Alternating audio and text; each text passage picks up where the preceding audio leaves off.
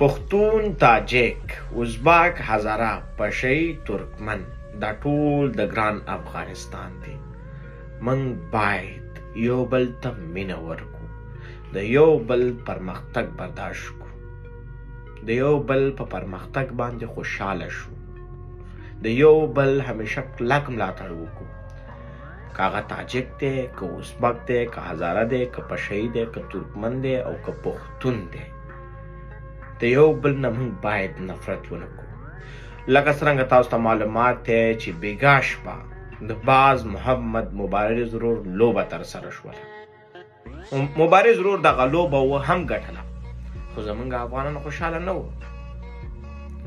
په سوشل میډیا کې ریشخند شروع،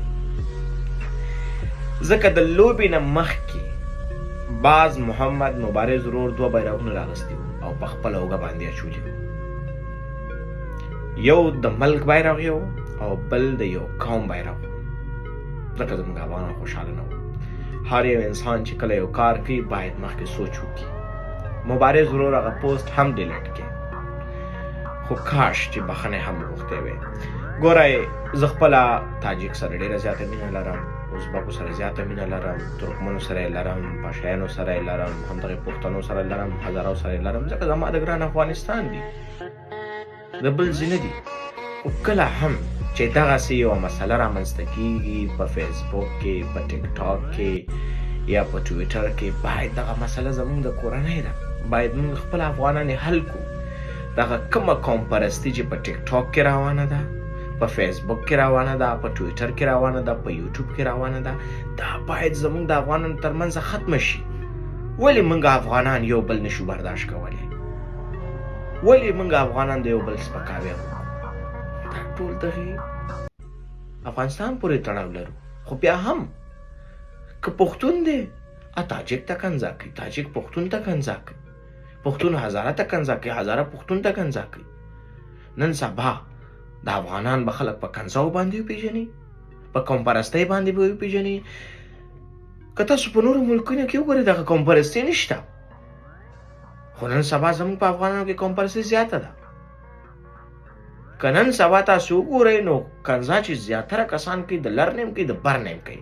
دغه پښتون، تاجک، ازبک، هزاره به ته نه وباسو په شعورونه، په ټیک ټاک کې وګورئ. خو کله هم چې یو د افغان ورور سیالي ترسره کېږي، په کلکه یې ملاتړ کوئ. ما خپله ولې پوسټ ونه کړې، نه مې د لوبې په باره کې وکړې چې کله لوبه یې وه، او نه مې د ګټې په باره کې وکړې چې کله یې لوبه وګټله، ځکه دغه مسله قوم پرستۍ ته ودې وه. ما وی چې هر څه کله ختم شي، د هغې نه پس به راځم، یو د مینې پیغام به ورکړو. هم پښتون ځان ته رانږدې کړم زړه ته، هم تاجک، هم هزاره، هم پشی، هم ترکمن، ټول ځان ته رانږدې کړم زړه ته. یو بل باید ومنو. او باز محمد مبارز ورور ته هم زما دغه پیغام دی، او نورو افغانانو ته هم. خیر، تاسو د قوم نمایندګي نه کوئ، تاسو د یو ملک نمایندګي کوئ. همدغه افغانان 40 کاله بې ګناه شهیدان شول. همدغه افغانانو د نورو د ملکونو د بیرغ احترام کړی دی. خو تاسو چې کله د یو قوم بیرغ راپورته کوئ، موږ یې احترام کوو،